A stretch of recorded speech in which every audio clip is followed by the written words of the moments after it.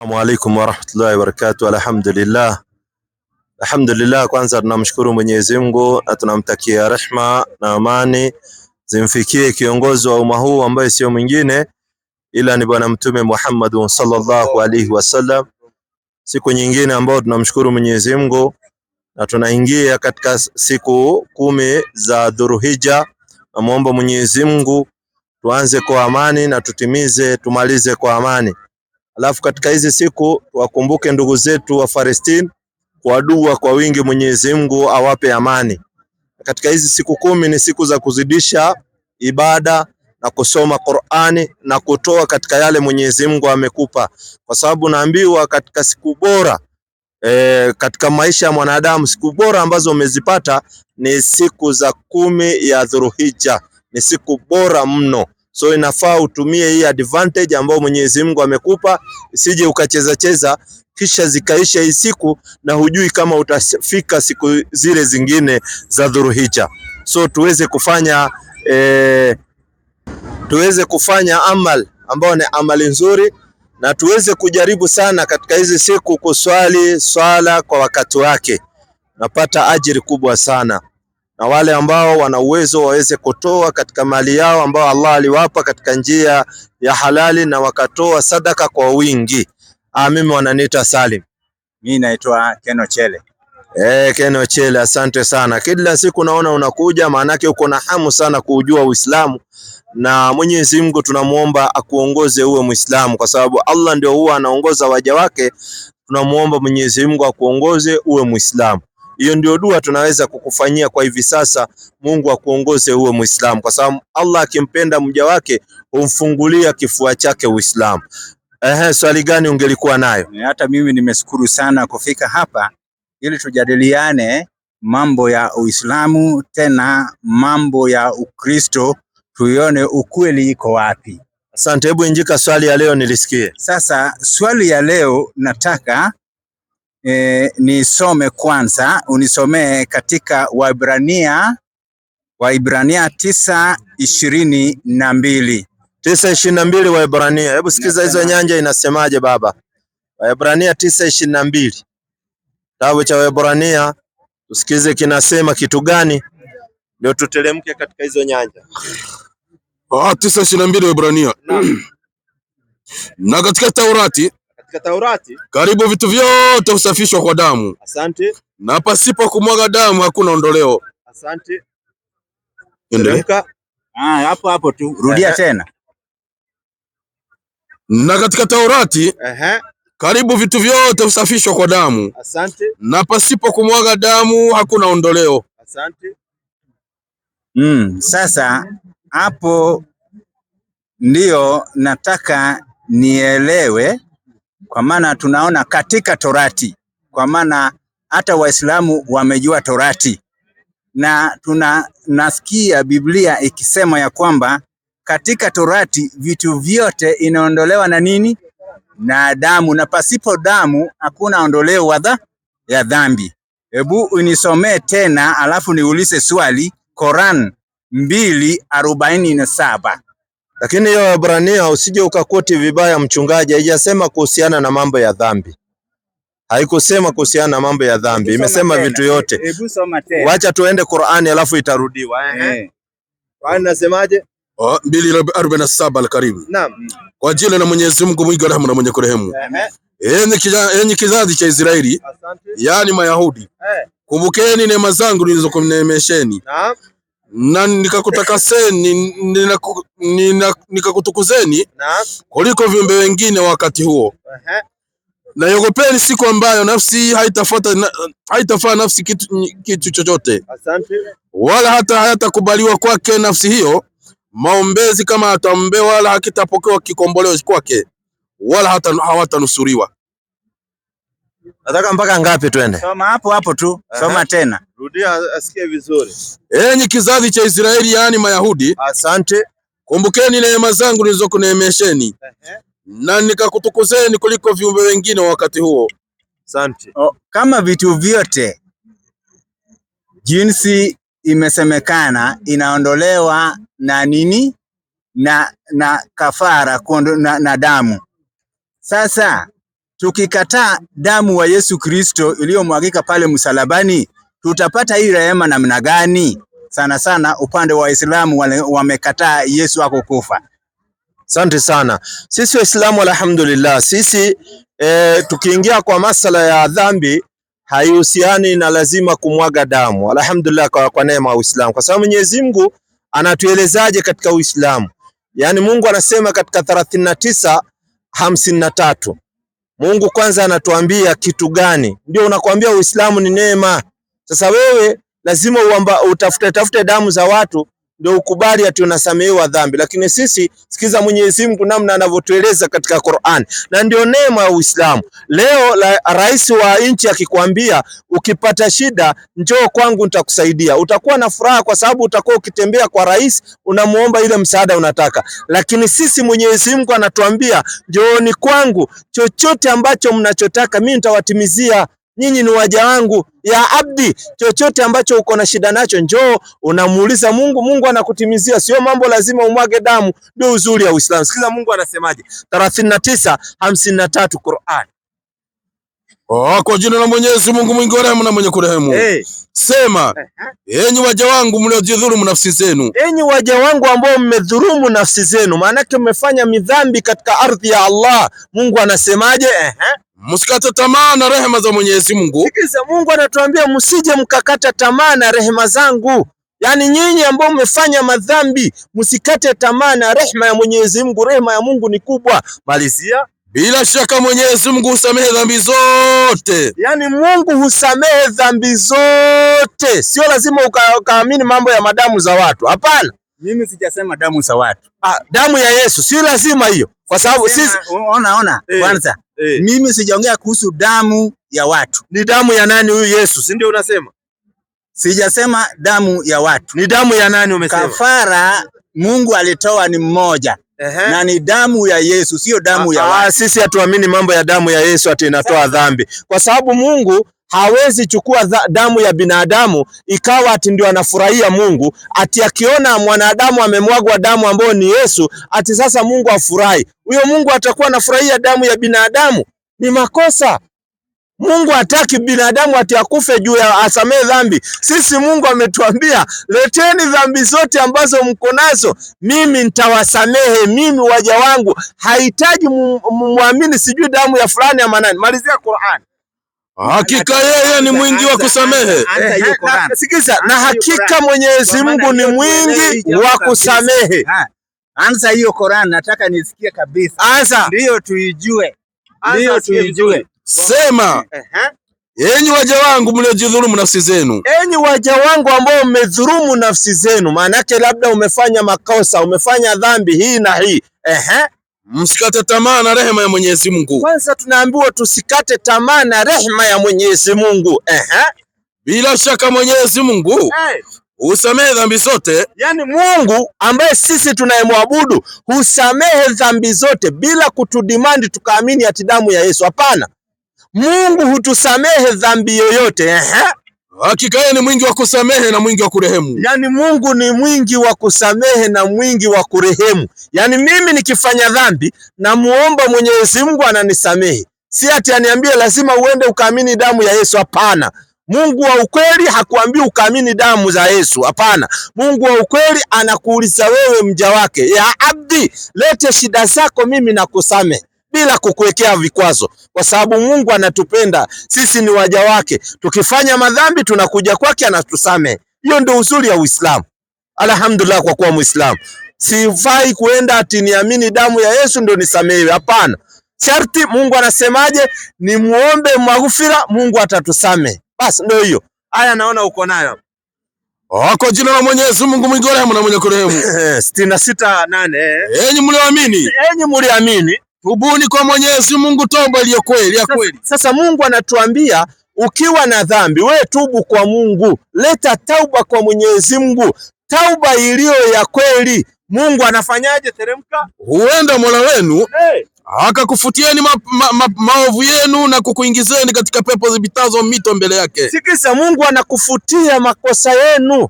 Sisi tunaomba kitu inaitwa tauba kwa Mwenyezi Mungu. Na hii ndio uzuri ya Uislamu, tofauti na dini zingine duniani. Uislamu ukifanya makosa, wewe unamuomba Mwenyezi Mungu msamaha, anakusamehe bila kukuwekea condition. Mungu alhamdulillah anatuambia mnafanya tauba, Mungu anakusamehe madhambi yenu. Na tumeambiwa tusikate tamaa na rehema ya Mwenyezi Mungu. Hiyo ndio Waislamu tumefunzwa hivyo. Hatuamini damu ya watu au hatuamini damu ya wanyama au damu ya Yesu hatuamini. Hapana. Poleni sana kwa sababu nyinyi lazima muamini damu ya Yesu, lakini sisi Waislamu hapana. Sisi tumeambiwa tukifanya makosa tunakuja kwa Mungu, Mungu anatusamehe tukimuomba tauba. Ndio uzuri wa Uislamu, tofauti na dini zingine. Lete swali lingine. Sasa mmeamini katika Torati? Sisi tunaamini katika vitabu vyote vilivyoteremshwa na Mwenyezi Mungu kabisa. Wacha vitabu vyote. Mniamini katika Torati? Taurati tunaiamini, lakini sisi hatufuati Taurati, sisi tunafuata Qur'ani. Kwa sababu Qur'ani ndio kitabu cha mwisho. Taurati ilipatiwa Banu Israeli wakati wao. Tunaamini ni kitabu kilichotoka kwake Mwenyezi Mungu. Tunakiamini. Lakini sisi ni wafuasi wa Qur'ani ambayo imeteremshiwa Bwana Mtume Muhammad sallallahu alaihi wasallam. Ndio imani yetu hiyo. Lakini tunaamini Taurati ilikuwa ambayo ilikuwa ni mwongozo kwa Banu Israeli. 17:2 Qur'an. Tulia, nikupe dosi kidogo. Ngoja, nakupa nafasi. Nakupa nafasi mchungaji kabisa, nakuachia nafasi.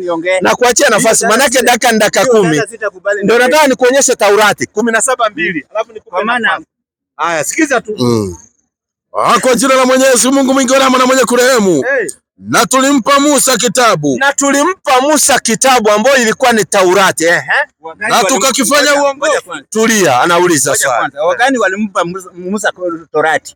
Musa ametupewa Taurati na Mwenyezi Mungu kupitia malaika ambayo ni malaika ambayo anateremsha vitabu, anaitwa malaika Jibril. Musa alipewa kitabu na nani? Na Mwenyezi Mungu. Hiyo ni tik. Haya, soma. Malizia usikie inasemaje. Na tulimpa Musa kitabu. Na tukakifanya uongofu kwa Bani Israeli. So hicho kitabu kilikuwa ni mwongozo kwa wana wa Israeli. Lakini ilipokuja Qur'an, imekuja ni huda linas 39:41 Qur'an. Ni mwongozo kwa ajili ya Wajaluo, wa Kikuyu, wa Kisii, kila watu. Lakini Taurati ilikuwa na limitation, ilikuwa ni mwongozo kwa Banu Israeli. Lakini Qur'ani imekuja ikawa ni kitabu kwa ajili ya watu wote. Mungu anasema 39:41. Kwa jina la Mwenyezi Mungu mwingi wa rehema na mwenye kurehemu. Sisi tumekuteremshia kitabu hiki kwa ajili ya watu wote. Qur'ani ilipoteremka ikateremka kwa ajili ya watu wote, lakini Taurati kwa ajili ya Banu Israeli, wana wa Israeli. Na naona sheria za Taurati kuna zingine sisi hatufuati za Taurati. Kwa mfano, katika Taurati Banu Israeli waliharamishiwa kula nyama, kula mafuta ya wanyama. Walikatazwa. Yaani akichinja kondoo, ile mafuta walikuwa hawakuli, wameharamishiwa. Lakini sisi umati Muhammad sallallahu alaihi wasallam tumeruhusiwa. Maana sheria yao ilikuwa ngumu. Sio kama ya kwetu. Qur'ani 3:93. Ngoja kwanza. Acha tulia kidogo, funga Qur'an. Unaenda zaidi. Ulisema usome hii, alafu niulize maswali. Asante. Injika swali. Injika swali. Usikuwe kama cheriani. Asante. Nimetulia. Wacha niende mpola mpola. Waganda wanasemanga mpola mpola. Manake muda nataka dakika 10 ukuwe umemaliza maswali yako. Nimeuliza. Mmeamini katika Torati? Torati tunaiamini, ipo. Kama mmeamini katika Torati, kwa nini mmekataa masharti ya Torati, mnakuja kwa nini Qur'ani yenu? Qur'ani imetoka wapi? Qur'ani imetoka wapi?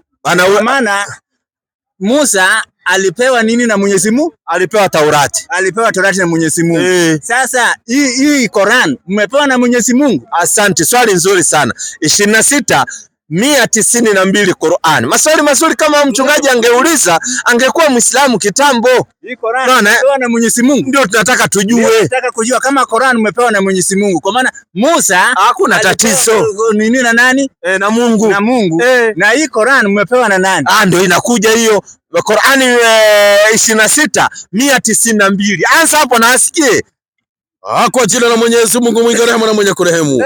Na bila shaka hii Qur'ani ambayo unauliza habari zake, hii Qur'ani ni uteremsho wa Mola wa ulimwengu wote. Ni uteremsho wa Mungu ambaye ni Mola wa ulimwengu wote. Ndiye ameleta Mwenyezi Mungu. Usije ukastuka, Mungu ndo kaleta hii Qur'ani. Sistuki.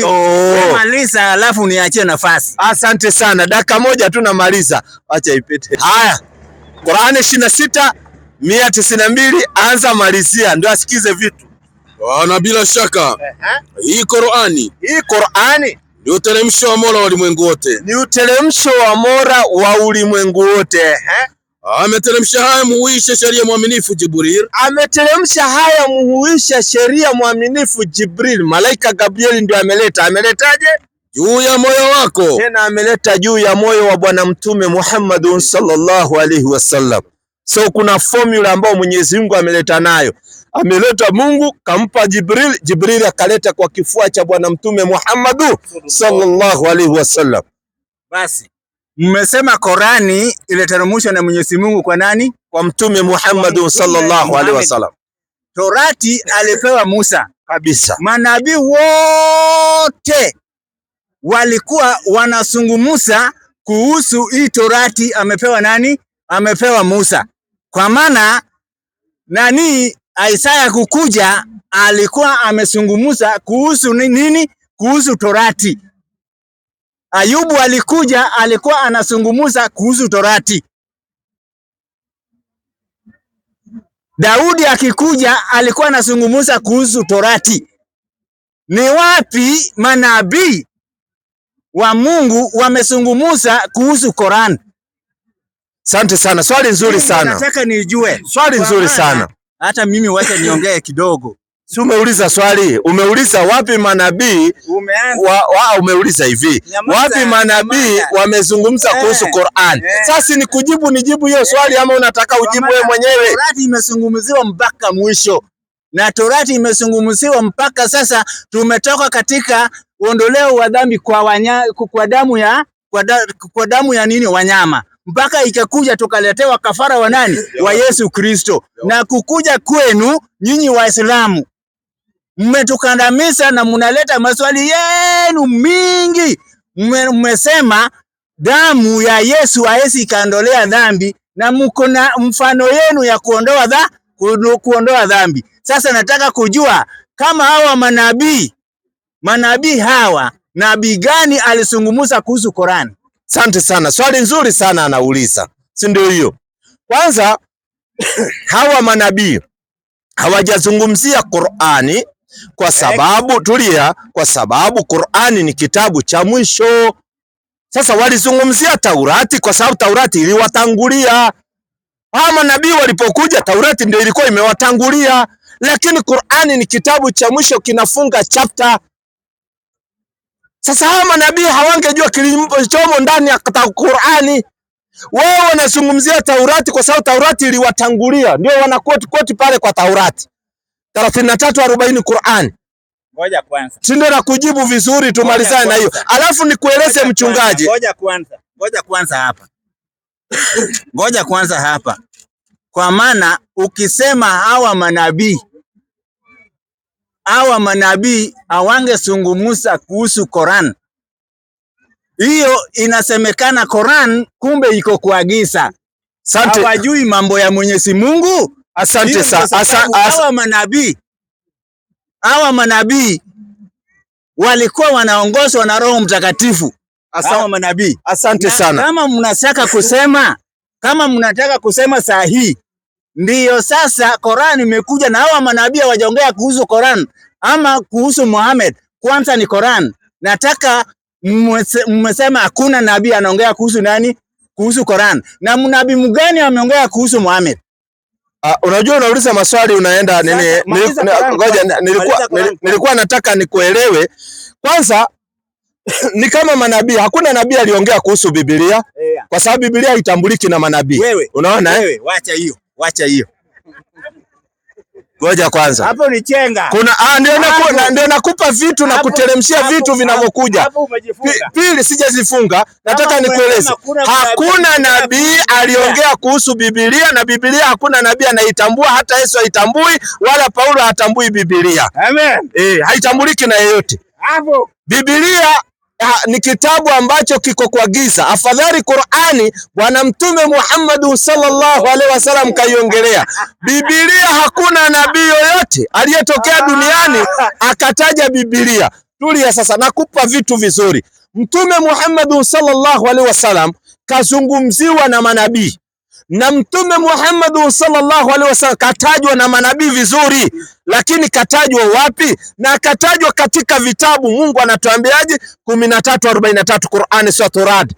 Tulia nikujibu Ngoja kwanza. Hautaki jibu. Kama hutaki jibu nda swift kwa mwingine sasa. Kwa sababu umeniuliza Muhammad wapi katajwa na manabii. Nieleze Qur'an kwanza. Mnabii mgani anaongea kuhusu Qur'an? Kwa maana wanabii wote wamezungumza kuhusu Torati. Asante sana. Manabii wengi, na nimekueleza katika Biblia huwezi kuona ikitajwa manabii wamezungumza kuhusu Qur'an. Kwa nini? Wangetaja hivyo, wewe ungekuwa mrokole leo, ungekuwa Mkristo. So walinyofoa vitu mingi. Ndio tunarudi Muhammad katajwa wapi kwanza? Ndio umeuliza. Na nimekujibu ya kwanza. Nataka Qur'an kwanza. Kwa Muhammad bado unakuja kwa Muhammad. Hakuna shida. Hakuna shida. Tulia mimi. Tulia. Si uko na mimi, wacha kudivert. Mbona una divert wewe? Sasa angalia. Una divert, unataka kuepa. Na mimi dakika zako zimebaki 3. Unaona? Wacha kudivert. Unajua hata swali yako ni nyepesi. Ni kama kunywa maji wakati wa jua kali ukiwa Mandera. Unaona? Sijashindwa chochote. Nimekujibu vizuri nikakwambia ndani ya Biblia huwezi kupata nabii anataja Qur'ani kwa sababu Biblia ni kitabu ambacho hakijulikani. Tulia sasa, usiende mbio. Ukisema hakuna, nyamaza, ni full stop. Ukisema hakuna, sasa nyamaza. Usiniletee Qur'an sasa, kwa maana umesema hakuna nabii yoyote ya Mwenyezi Mungu ameongea kuhusu nini Qur'an. Sasa uniletee. Asante. Nataka tuende polepole. Asikiza. Hiyo sitakujibu saa hii. Nataka tuende polepole. Si wewe ni mchungaji? Nipe nabii moja aliongea kuhusu Biblia. Soma. Nabii moja aliongea kuhusu Biblia.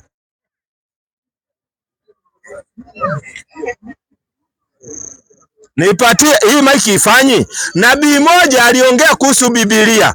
Dunia nzima alipatikana. Akaongea kuhusu Biblia. Isaya ngapi? Nabii moja aliongea kuhusu Biblia ipatikana. Isaya 53. 53 ngapi? Anza moja. Ikitaja Biblia usimame kaka. 53:1 inasema ni nani aliyesadiki habari tunaileta? Na mkono wa Bwana amefunuliwa nani? Maana alikuwa mbele zake kama mche mwororo na kama mzizi katika nchi kavu. Yeye hana umbo wala uzuri, na tumuonapo hana uzuri hata tumtamani. Alidharauliwa na kukataliwa na watu, mtu wa huzuni nyingi, ajuaye masikitiko, na kama mtu ambaye watu mficha nyuso zao. Alidharauliwa wala hatukumhesabu kuwa kitu. Endelee. Mpaka ngapi? Biblia mahali inatajwa. Mahali Biblia sijauliza hivyo. Mchungaji, hebu sikiza swali.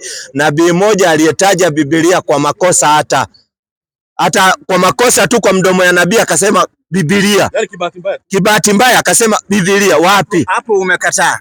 Sijakataa, haijataja Biblia hapa. Si watu wanasikiza, haijataja Biblia. Ngoja kwanza. Waebrania ngapi? Waebrania anza moja. Anza moja. Ikitaja Biblia usimame.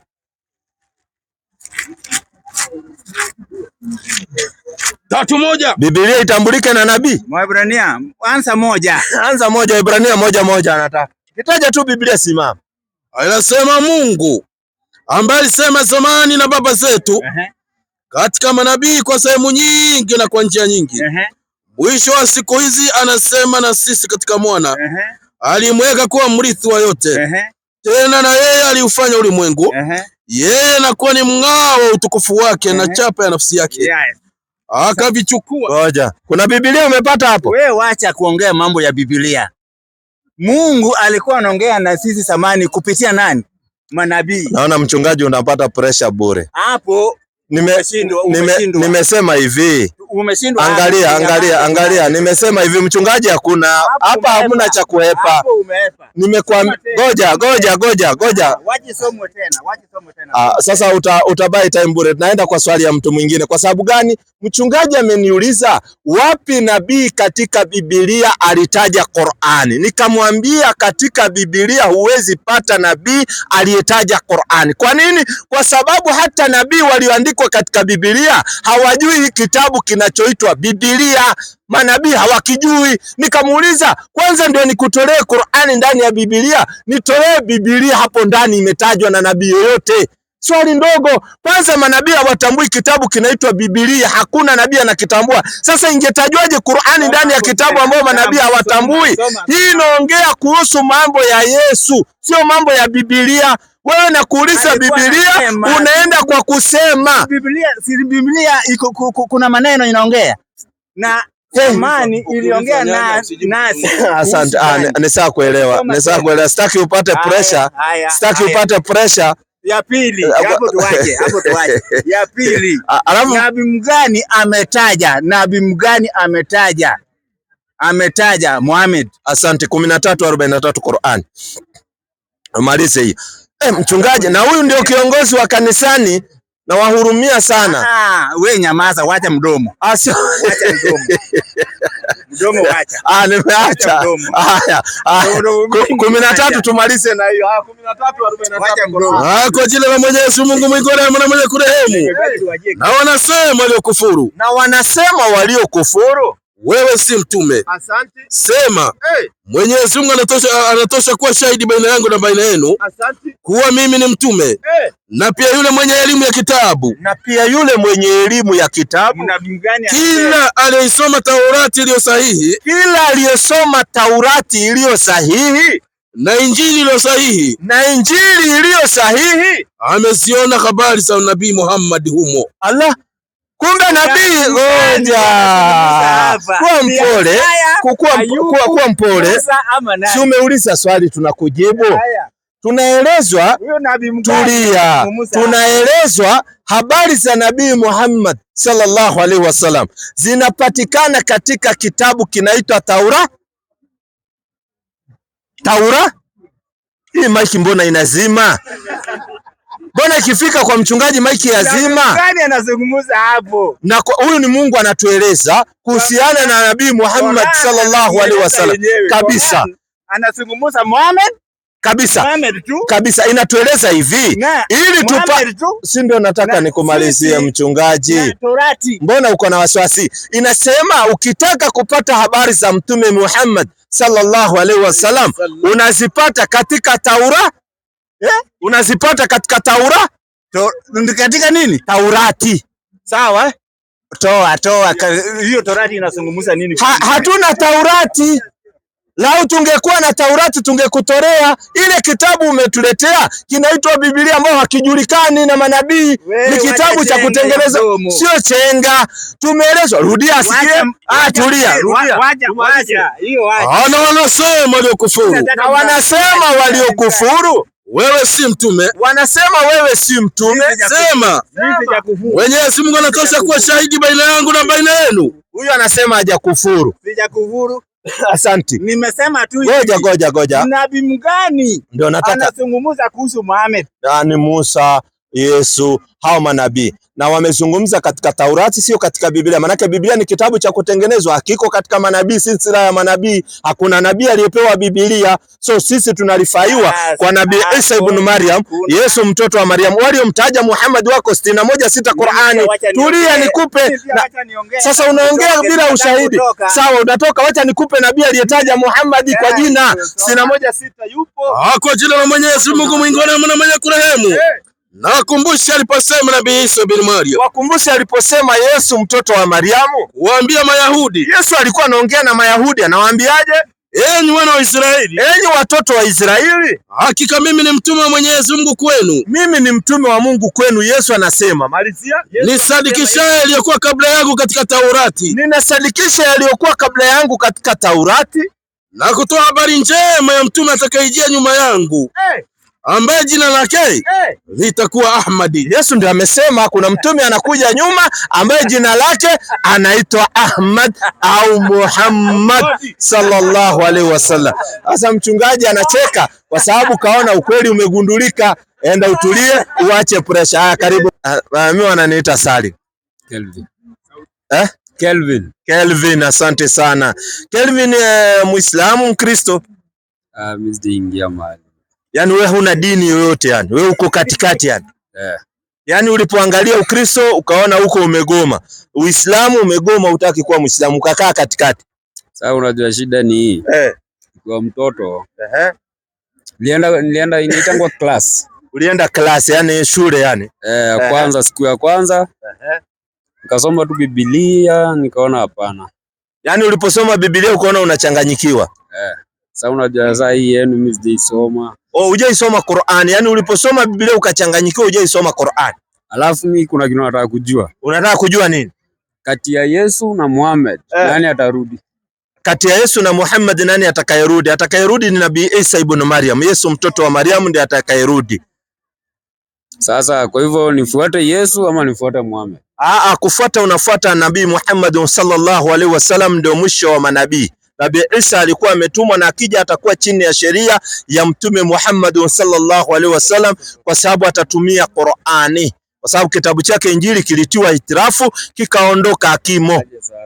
Sasa. Kwa sababu wote ni mandugu, ni Waislamu, ndugu zetu. Yesu ni Muislamu? Yesu Muislamu, alikuwa ni imamu.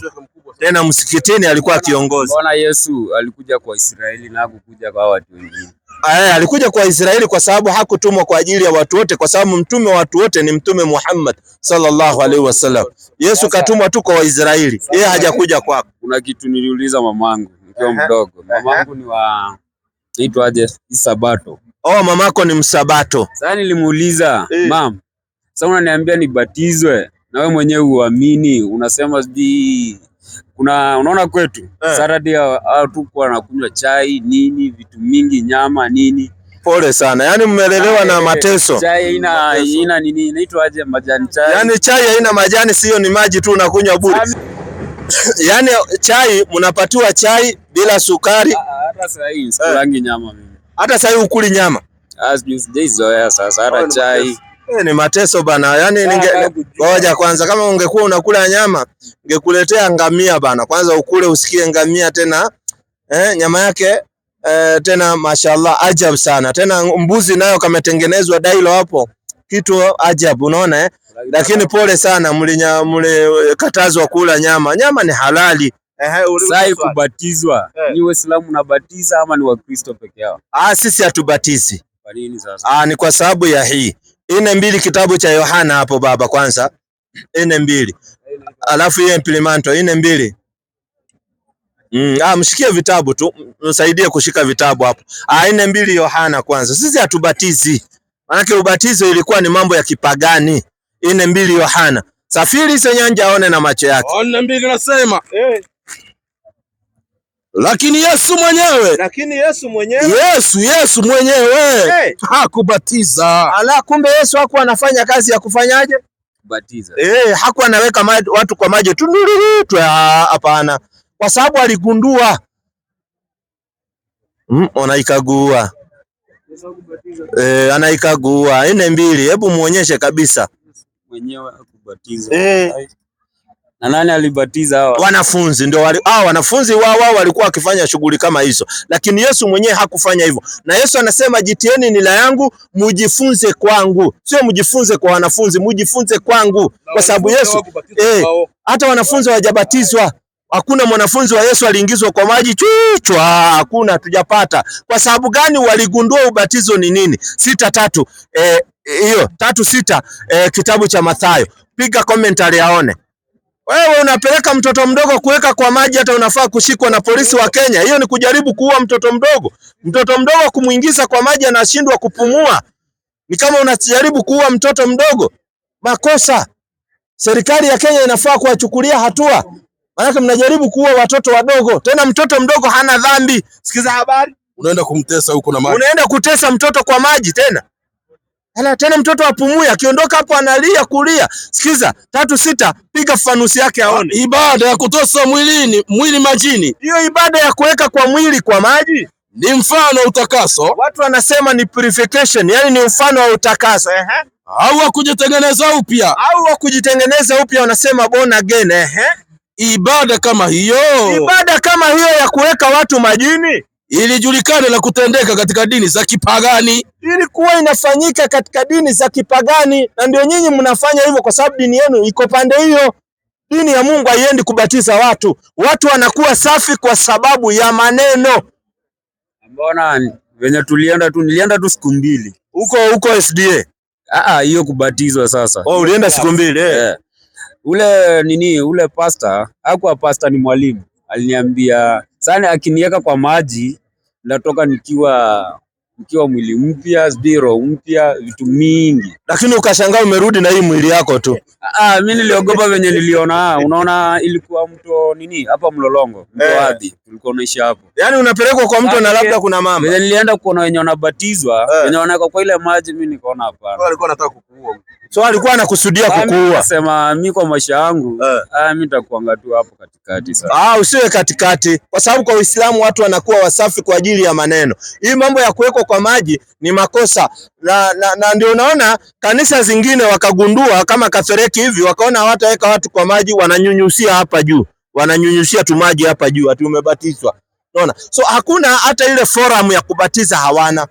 Kila mtu anakuja na yake. So mambo ya kubatizwa achana nayo. Watu wanakuwa safi kwa ajili ya maneno. 15:3 kitabu cha Yohana. Watu wanakuwa safi kwa ajili ya maneno. Na ndio sisi tunakutamkisha maneno hapa, unakuwa safi. Hii mambo ya kukuweka kwa maji kaka, utakuja kuzama. Acha nimalizane na huyu kaka, alikuwa anabatizwa bana, anadanganywa atakuja na mwili mpya, kumbe ako na ule mwili bana.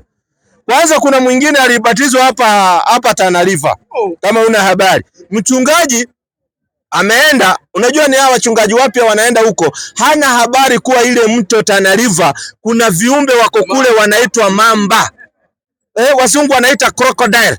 Sasa yeye kaenda kaweka watu pale, kachukua mfasi mmoja kaingia kwa maji. Anamuingiza kwa maji kwa jina la Baba, anamnyofoa kwa jina la Mwana. Kumbe mamba akiwa ile ng'ambo akaona kuna mtu anacheza na chakula. Na mamba anatembea kwa maji kama risasi, kama una habari. So wakati alipeleka kwa jina la Mwana, ndio akuja kwa jina la Roho Mtakatifu. Alipochomoa alitoka na kichwa, mamba saa kata, na mamba akipita anakata. Huyo mchungaji saa hii anasafa kamiti kwa sababu alifunguliwa mashtaka ya mada. Kwa sababu wewe unaendaje kupeleka mtu kwa mto kumweka kwa maji? Hiyo ni kujaribu kucommit suicide. Sasa yeye akastakiwa na mambo ya mada. So ni vitu ambazo watu wanajiwekea ambazo hazimo. Ni kama saa hii tumeanza kutangaza hapa, tukasema hakuna mambo ya kutoa sadaka hivi, tukaeleza watu hii sadaka nyingi mnadanganywa, mnaibiwa. Wachungaji walipokaa chini wakaona kumbe hii inaanza kugundulika, wakafungua kitu inaitwa betting. Kama una habari, TV moja ndio imetoa hiyo siri juzi. Venye wachungaji nao wameanza betting, wanasema tuma sijui 200 sijui nini itakupatia ikiwa 10,000. Betting ni haramu. Unaona? Paka wakaanikwa na TV moja ndio imewaanika kuwa hawa walihamia pande hii, sasa wanafanya betting. Ni makosa. Sikiza inasemaje 15:3 baba. Inasema ninyi mmekwisha kuwa safi. Nyinyi mmekwisha kuwa safi kwa sababu ya lile neno nilowaambia. Watu wanakuwa safi kwa ajili ya maneno ya Mungu, sio kwa ajili ya kuwekwa kwa maji. Hiyo kubatizwa inakuwa ni lazima ama wao ndio wamejiwekea? Hiyo ni kitu imewekwa tu. Na ndio nikakwambia ukienda kwa kanisa zingine wanaweka bendera. Wanasema ukipita katikati ya hiyo bendera wewe umebatizwa. Wengine ukienda wanaasha moto. Ukipita kwa hiyo moto umebatizwa. Yaani hawana formula. Manaka hawajui wafuate gani. Katoliki wanachukua maji kwa bakuri, wanakuwekea kwa kichwa. Wengine wanakuweka kwa swimming pool, wanakuweka ndani. Hiyo swimming pool ndio kila mtu anawekwa pale. Unaona? So ni vitu ambazo watu wamefanya innovation, yani kila mtu analeta vitu vyake, kwa sababu katika dini ya Ukristo kila mtu anaweza fumbua kitu na akaweka tu. Kwa mfano walipokaa wakafumbua wakawa wanaweka picha ya bwana na bibi kwa kanisa, ama wewe hujaziona hata ukipita pita? Yes, Pastor anaweka picha yake na ya mke wake. Sasa kuna mwingine niliona amefumbua anaweka picha yake na ya mke wake na ya watoto. Kwa sababu sasa ni kitu kila mtu anafumbua anaweka yake. Sasa umesemania mbatizi, sasa hakuna kubatiza. Sisi tunapigisha mtu kitu inaitwa shahada, unaongea maneno, unakubali Mungu ni mmoja na unakubali Muhammad ni mtume wa Mungu na unakubali manabii wote, unakuwa Muislamu. Kuwa Muislamu ni shahada, kukubali Mungu ni mmoja, hakuzaa wala hakuzaliwa, na unakubali Muhammad ni mtume wa Mwenyezi Mungu bila kuwekwa kwa maji. Sasa hii unaona kuna baridi, tukuweke kwa maji utapata limunia, na kutoa limunia kwa mwili inahitaji sindano 5. Sasa iko haja gani tukuweke limunia kwa mwili? Umesema ile njia mzuri ni gani sasa? Ile njia mzuri 626 Qur'an. Tunauliza vitabu. Njia mzuri imo 626 Qur'an. Kabla hujasoma 626 Qur'an nisomee Yeremia 6:16. Anza na Yeremia 6:16, manake anatafuta njia nzuri. Tumpatie sahi bila kumficha ficha. Yeremia 6:16. Sikiza habari. 6:16 Yeremia. Pole tu. Bwana asema hivi, Mungu asema hivi, simameni katika njia kuu. yani Mungu anasema msimame katika njia kuu, na ndio unaona tumekuja hapa, ndio njia kuu. Unatoka Mkuru kwa Ruben unaingia Mkuru kwa Jenga. Njia kuu simame. Mkauliza habari za mapito ya zamani. Kwanza mkaone, na ndio ukakuja ukaona. Tena mkaulize habari za mapito ya zamani. Malizia. Iwapi njia iliyo njema? Iwapi njia iliyo nzuri? Iwapi njia iliyo njema? Na ndio ukauliza iko wapi njia iliyo njema? Njia ya ukweli ni gani? 626 Qur'ani. Na tukupe hiyo njia bila wasiwasi. Yani Uislamu raha. Na hii a'udhu billahi minash shaitani rajim. Bismillahir rahmanir rahim. Naam. Na hii dini ya Uislamu, ndiyo njia ya Mola wako iliyonyooka. Yani Uislamu ndio njia iliyonyooka, haina kona kona, imenyooka. Ni Uislamu. Sasa kwa hivyo mtu nyinyi mnatamka tu maneno. Unatamka tu maneno, hakuna kubatizwa katika Uislamu. Ni maneno, unasema ashhadu an la ilaha illa Allah wa ashhadu anna Muhammadu rasulullah. Muhammad ni mtume wa Mungu. Hayo maneno peke yake Mwenyezi Mungu anakuondolea madhambi uliokuwa umeyafanya, kwa sababu ulifanya wakati wa ujahilia. Unakuwa mpya, kitabu chako kinaanza kuandikwa upya. Na nyinyi mnaendanga kwa msikiti siku gani? Siku ambayo tunaenda kwa msikiti 24:36 Qur'ani. Inakueleza vizuri siku ambayo tunaenda kwa msikiti 24:36 Qur'ani. Yani kila kitu kimeandikwa. Iko. Kwa jina la Mwenyezi Mungu mwingi wa rehema na mwenye kurehemu. Waonekane kwa kuswali nyakati 5. Waonekane kwa kuswali nyakati 5. Katika nyumba ambazo Mwenyezi Mungu ameamrisha zitukuzwe. Na humo litajwe jina lake. Yani misikiti. Yani kila siku tunaenda msikitini mara 5 kwa siku. Kila siku. Leo tumetoka msikitini na leo ni Tuesday. Alafu ikifika saa 12:30 bado tunarudi kwa msikiti. Na saa 2 ya usiku tunarudi kwa msikiti. Kila siku tuko msikitini. Ya saa 10 Juma linakaa ni karibu na ile nyingine ya pale Juma Ziwa. Huwa saa 10 anakuanga ni nani sasa? Saa 10 ndio nakwambia, saa yote tuko pale. Tunaingia saa 12 na kunua anaongeanga saa 10 asubuhi. Anaitwa muadhin. Sio kuongea, anaita watu. Anasema Allahu Akbar, Allahu Akbar. Yani Mungu ni mkubwa, Mungu ni mkubwa. Sio kuomba, anaomba, anaita watu, anaitwa muadhin. Muadhin ni mtu anayeita watu waje katika kuomba, sasa kufanya yeye, anaitwa muadhini. Anaalika watu waje katika ibada. Yani ni kuwaita watu waje katika kheri, waje katika kuongea na Mola wao. Tunaenda pale, tuna communicate na Mwenyezi Mungu. Tunamwambia matatizo tulionayo, Mwenyezi Mungu anatutatulia. Saa nyinyi mnaamkanga saa 10 ama lazima, ama unaweza enda hapo kwa nyumba, ama lazima uende huko? Unaweza ukaswali kwa nyumba, ila iwe msikiti iko mbali na wewe. Kwa ajili ya kuhofia usalama wako unaweza swali kwa nyumba, inakubalika. kama kuna kitu ambayo inaitwa dharura, tunaita emergency.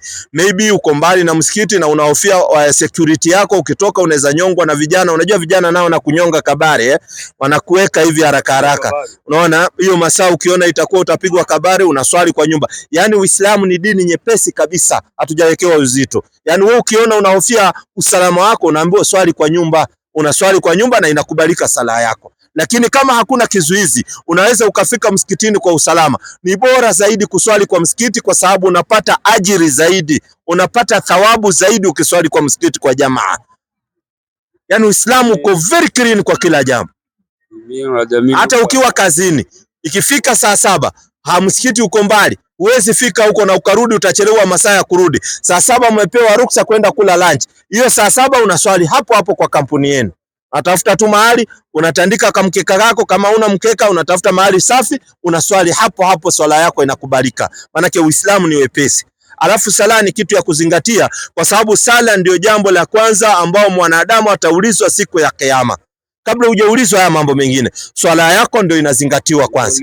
Utaulizwa kwa nini sasa? Utaulizwa kwa sababu kama wewe ulizini lazima utaulizwa, kama uliiba lazima utaulizwa, na kuna mambo mengi sana utaulizwa. Yani siku ya Kiyama lazima mtu aombe. Lazima, yani kufanya ibada ni lazima. Na ukiacha ibada unarudi katika kufuru.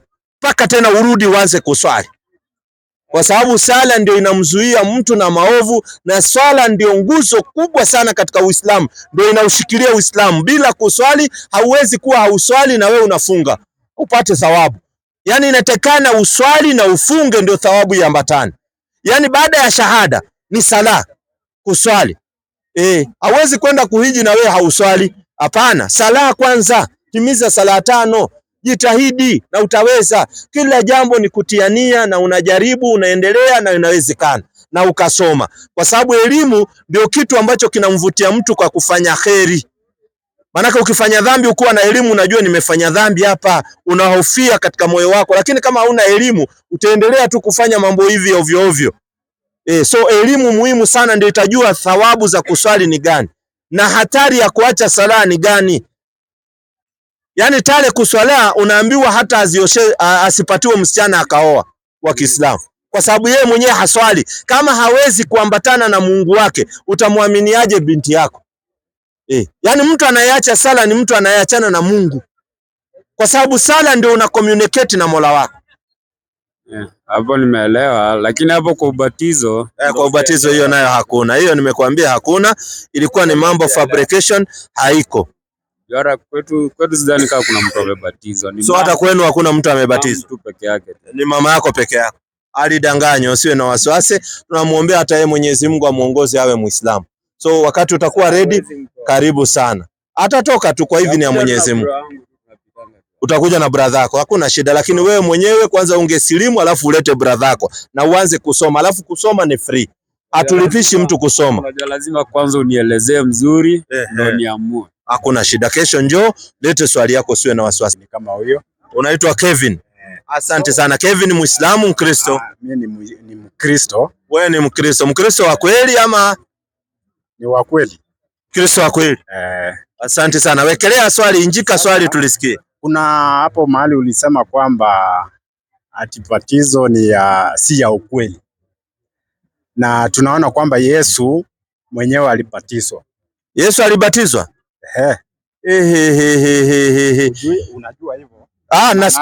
Nastuka ndio nataka sasa unielezee vizuri. Ubatizo, wagoja kwanza, hata iwe story. Ubatizo ni nini? Kabla sijaenda mbali, ndio nataka nijue kama Yesu kabatizwa, kwa sababu vyenye tunaambiwa na Biblia ni tofauti. Yesu hawezi kubatizwa. 1:4 kitabu cha Marko. Wewe ukisema Yesu amebatizwa, wewe unamchukia Yesu. Wewe ni chuki uko nayo na Yesu. Sikiza 1:4 Marko. 1:4 Marko. Acha tuulize Biblia.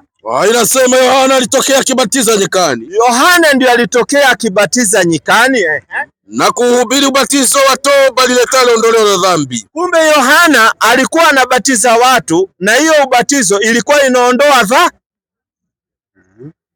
Nasikia hapo. Ubatizo ukienda kubatizwa ulikuwa unaondolewa dhambi. Yesu ndiye aende kubatizwa, maana yake Yesu alikuwa na dhambi. Yesu hakuwa na dhambi. Sasa kama Yesu hakuwa na dhambi, maana yake hajabatizwa, kwa sababu ubatizo wa Yohana Hiyo ilikuwa ni mfano. Sasa itakuwaje mfano wakati Yesu sio wa kwanza kubatizwa? Watu walikuwa wanabatizwa na Yohana. Itakuwaje mfano wakati ni kitu kinachoendelea? Kitu kinachoendelea huwezi kuwa mfano. Yohana alikuwa anabatiza watu. So Yesu alipata Yohana akiendelea kufanyaje? Yohana ndio alibatiza Yesu. So na Yohana ili akubatize ilikuwa anakuondolea nini? Si alikuwa ni dhambi. Asante. Yesu alikuwa na dhambi gani ndio aende abatizwe na Yohana? Yesu hakuwa na dhambi. Sasa kama hana dhambi hawezi kubatiza? Hapana. Unajua hiyo ni mfano yani walikuwa wanatuonyesha sisi. Sasa watakuonyeshaje wakati ni kitu kinaendelea? Kitu kinachoendelea huwezi kuonyeshwa mfano. Kitu ambacho unaonyeshwa mfano ni kitu ambacho unaanzisha wewe. Sasa Yesu hajaanzisha, alipata watu wanaendelea na hiyo jambo. Itakuwaje anaonyesha mfano wakati Yohana asaonyesha mfano? Sasa yeye anaonyesha mfano gani? Na Yohana alikuwa akileta. Sasa atakuonyeshaje wakati watu walikuwa wanaendelea na jambo? Hivi wewe sasa ukipata watu tutulia, umepata watu wanakunywa chai. Sasa wewe utaenda kunywa chai useme mimi ndio mfano wa watu kunywa chai na wakati watu wanaendelea kunywa? Hiyo ni onyesho. Yesu Yohana alikuwa anatengeneza njia mapito. Na hapo inasema mko na Biblia hapo. Sina shida ya kwa mapito. Hii ya kubatiza ndio nakuja. Tunaambiwa Yohana anabatiza watu anawaondolea dhambi. So yeyote alienda kwa Yohana alikuwa anaondolewa nini? Dhambi. Sasa Yesu kama alienda kwa Yohana naye alikuwa ni miongoni wa kuondolewa nini? Ya watenda dhambi. Unajua Yesu hapo mnanikanya. Hapo kuna tatizo. Si kwamba Yesu alikuwa na dhambi ndio abatizwe. Hapana. Alikuwa ameenda kufanya mazoezi. Si mazoezi. Hiyo ni vile ilikuwa imetabiliwa. Wapi imetabiliwa Yesu atabatizwa na Yohana? Hebu tuonyeshe. Mahali imetabiliwa Yesu atabatizwa na Yohana tuonyeshe. Pitia Biblia vizuri. Utaenda kupitia nyumbani. Wewe enda upitie Biblia. Wewe ukipata tu Yesu ati ilikuwa imetabiliwa batizwa na Yohana niletee hapa kesho. Kwa sababu kwa taarifa yako, tulia, kwa taarifa yako Yesu na Yohana hawajaonana macho kwa macho. Kwa nini? Kwa sababu Yesu wakati alikuwa mtoto mdogo alitaka kuuawa akakimbilia hapa Misri Afrika. Naye ule kiongozi alikuwa anataka kumuua Yesu alikuwa anaitwa Herode, na ndio binti yake alipomfurahisha walikata Yohana kichwani akiwa gerezani. Na mpaka Herode wakati alikufa, mambo ya Yohana binti ya ule wa Herode mwenye alikatwa kichwa, yani huyu Yohana alikatwa kichwa si kwa sababu ya Yesu, kwa sababu yule sijasema ni kwa ajili ya Yesu. Yohana na Yesu hawajakutana pamoja kwa sababu Yohana amekatwa kichwa kabla Yesu hajarudi. Nani basi alipatiza Yesu? Kuna Yesu hajabatizwa. Ndio nikakwambia hiyo ni story. Ulete kesho, si ndio? Nyingine swali ya pili. Swali ya pili njika. Haya, ya mwisho. Hiyo ni swali ya mwisho, alafu kuna kaka hapa macho nne nilikuwa nataka alete swali. Huyu kaka macho nne huyu hapa nataka alete swali moja. Mwisho. Haya, mnasema Muhammad, Muhammad sallallahu alaihi wasallam alikuwa nabii. 48:29 Qur'an. Alikuwa nabii 758 Qur'an. Safi. Najua ukiuliza tunakupa vidonge. Kama ni nabii 758 Qur'an. Kwa jina la Mwenyezi Mungu mwingi wa rehema na mwenye kurehemu. Sema Nabii Muhammad. Kumbe alikuwa nani? Alikuwa nabii. Alikuwa nabii. According na Qur'an kabisa 100%. Haya, kitu ya pili. Kuna wanabii wengine, mbona wao yani akina Isaya, akina Jeremia, sijaona kama mnawafuatilia. Mbona wao amuwafuatili? Manake ni kila mahali ninaona ni Muhammad tu. Mbona atuwafuatilie? 21:27 Qur'ani, 21:107 Qur'ani. Hiyo ndio sababu atuwafuatilie. Sikiza habari. Anasema mtukufu Mwenyezi Mungu. Ni kama wewe uko Kenya, baadaye ufuatilie rais wa Kenya, wewe unaenda kufuatilia rais wa Tanzania. Sasa wewe inakuhusu. Wewe uko hapa kwa nchi yako, wewe fuatilia mambo ya nchi yako. Sikiza 21. Kwa jina la Mwenyezi Mungu mwingi wa rehema na mwenye kurehemu. Nasi hatukukutuma, hatukukuleta ila uwe rehema kwa walimwengu wote. Piga fanusi yake. Mitume waliotangulia kabla ya Mtume Muhammad sallallahu alaihi wasallam kama hao akina Isaya, Kila mmoja alipelekwa kwa kabila yake tu. Isaya alitumwa kwa watu wake, hakutumwa kwa Mkikuyu ama Mjaluo. Na taifa lake. Na taifa lake, na ndio Isaya hakuja hapa Kenya. Mtume Muhammad sallallahu alaihi wa alihi wasallam peke yake ndiye aliyepewa utukufu wa kupelekwa kwa watu wote. Ndio unaona tunamfuatilia kwa sababu katumwa kwa ajili ya Mjaluo, Mkikuyu, na akiwa hai ametuma wanafunzi wake wakaja hapa Kenya. Kwa sababu Ethiopia yote ilikuwa ni nini moja. Hivyo Muhammad ni Yesu. Muhammad sio Yesu. 61:6 Qur'ani. Wacha nikuonyeshe tofauti ya Muhammad na Yesu. Haya mwisho. Muhammad si Yesu. Yesu katumwa kwa Waisraeli. Yesu hatambui Wajaluo, Yesu hatambui Wakikuyu, Yesu hatambui Wakisii. Na wakienda kwake anawafukuza kwa sababu hana uhusiano na wao. Yesu. Na kuonyesha saa 61:6. Kwa jina la Mwenyezi Mungu mwingi wa rehema na mwenye kurehemu. Na wakumbusha aliposema Nabii Isa bin Maryam. Na wakumbusha aliposema Yesu mtoto wa Mariamu kuwaambia Mayahudi, enyi wana wa Israeli, hakika mimi ni mtume wa Mwenyezi Mungu kwenu, nisadikishaye aliyokuwa kabla yangu katika Taurati, na kutoa habari njema ya mtume atakayejia nyuma yangu, ambaye jina lake litakuwa Ahmad au Muhammadi. Unasikia, Yesu ametabiri Muhammad atakuja nyuma yake. So sio moja, na Yesu anawakataa kabila ingine ambao si Waisraeli kama wewe, anakukataa. Hapa alete Biblia, tuulize Biblia kama huyu anakubalika kabla ya mwingine. Nikuonyeshe Yesu anakukataa. Uko hapa, Yesu anakukataa wewe.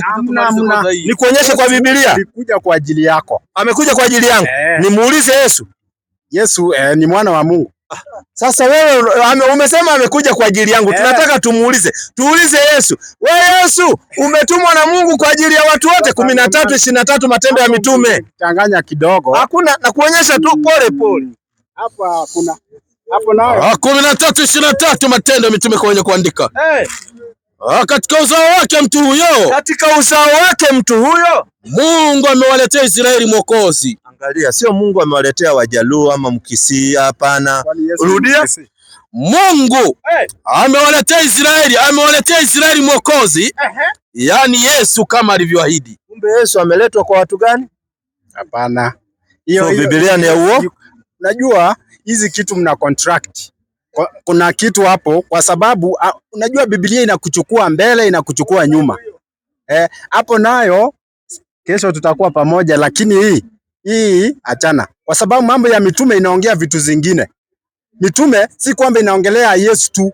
Kuna vitu ilikuwa inaongelea kama wale wa 12 disciples mmoja alienda. Hakuna shida. Haya, Yesu kama ametumwa kwako, hebu nisalimie na lugha ya Yesu kwa sababu katumwa kwako, lazima uwe unamjua zaidi. Yesu alikuwa anasalimia watu aje? Wacha maneno mingi. Utafuataje mtu mpaka lugha yake huijui? Mambo tuseme hivi, nyinyi Waislamu, na najua kila mtu anatetea. Sio kutetea, tunataka tujue. Si wewe ni Mkristo? Wewe ni Mkristo, si ndio? Yesu alikuwa Mkristo? Yesu ni Mkristo. Alikuwa akienda kanisa gani? Yesu ni Mkristo, anaenda kanisa. Kanisa gani? Kanisa gani? Sasa Wakristo si wanaenda kanisa tu. Ndio, Wakristo kuna watu wanaenda SDA, kuna watu wanaenda Katoliki, kuna watu wanaenda neno. Ndio nauliza, akiwa dunia, si kuna ile nyumba aliingia na iko mpaka leo? Si lazima iwe iko pale. Alienda hiyo kanisa inaitwaje? Nyumba ilikuwa inaitwa sinagogi. Na sinagogi ni nini? Shrine. Kanisa. Hebu tuulize Biblia, sinagogi ni nini? Hiyo ya mwisho. Muonyeshe asome mwenyewe. Biblia inasema sinagogi ni nini? Soma na sauti. Hapo. Namba 4. Yes, sinagogi ni nini? Msikiti wa Yahudi. Rudia na sauti. Sinagogi inasema ni nini? Unajua inasema ni msikiti wa nani? Wa Yahudi. Asante. So hii ni Biblia ama ni Qur'ani hii? Ni Biblia. Asante. Sasa njoo kesho mapema usimpinge Yesu wewe. Alhamdulillah, assalamu alaikum warahmatullahi wabarakatuh.